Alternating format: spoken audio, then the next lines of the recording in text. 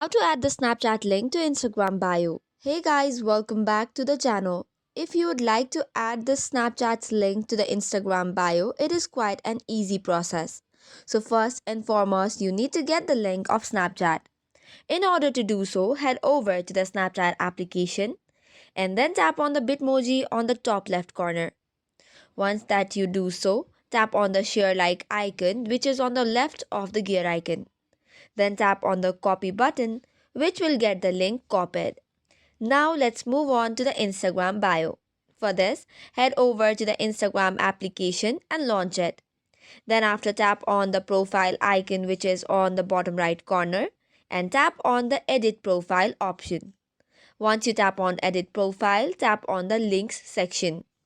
Tapping on links will get you to another page. As you can see, 4 links are already added. Tap on add external link and in the URL section, paste the link that you had copied before. Then after, you can give it the title that you understand. It could be Snapchat. Once that is done, tap on the tick or the right button on the top right corner and head over to your profile to check the links. So this is all for today's video. For more such contents, do not forget to hit the like and subscribe.